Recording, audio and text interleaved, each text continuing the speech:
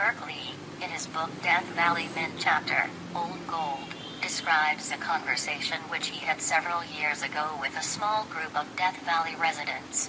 The conversation had eventually turned to the subject of Paihute Indian legends.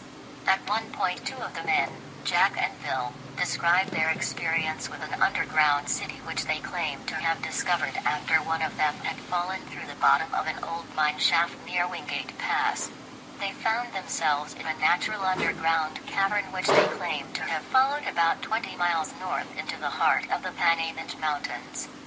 To their amazement, they allegedly found themselves in a huge, ancient, underground cavern city.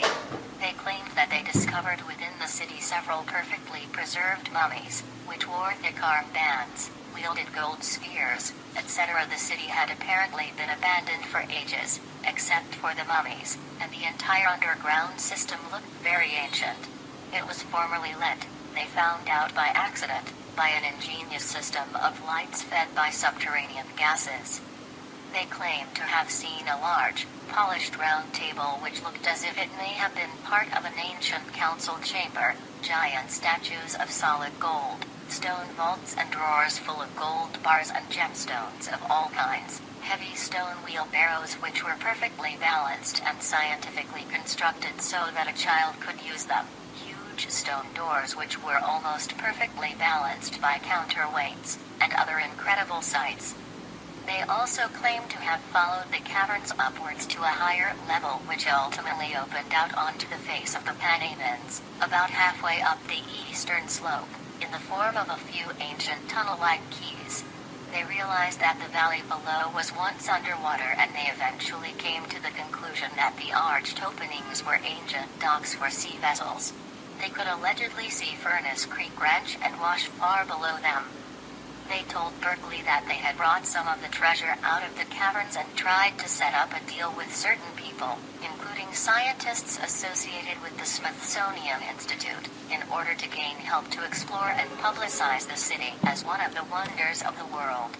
These efforts ended in disappointment, however, when a friend of theirs stole the treasure, which was also the evidence, and they were scoffed at and rejected by the scientists when they went to show them the mine entrance and could not find it. A recent cloud burst, they claimed, had altered and rearranged the entire countryside, and the landscape did not look like it had been before. When Lee last heard from the two men, Bill and Jack, they were preparing to climb the east face of the Panaimans to locate the ancient tunnel openings or quays high up the side of the steep slope. Berkeley never did see or hear from his friends ever again. In 1946, a man calling himself Dr. F. Bruce Russell, and claiming to be a retired physician, told a similar story about finding strange underground rooms in the Death Valley area in 1931. He told of a large room with several tunnels leading off in different directions.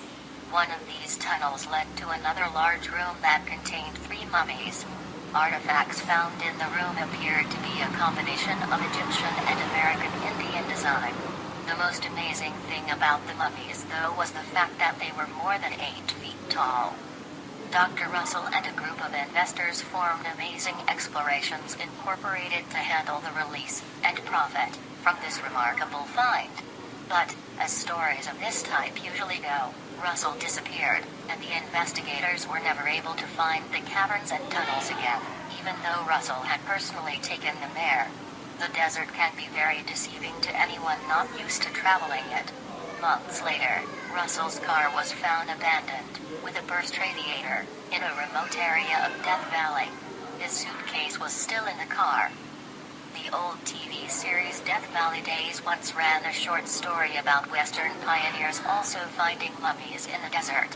Since one of the scriptwriters stated that there had never been a script without a solid basis in fact, it would be interesting to find out what their source had been.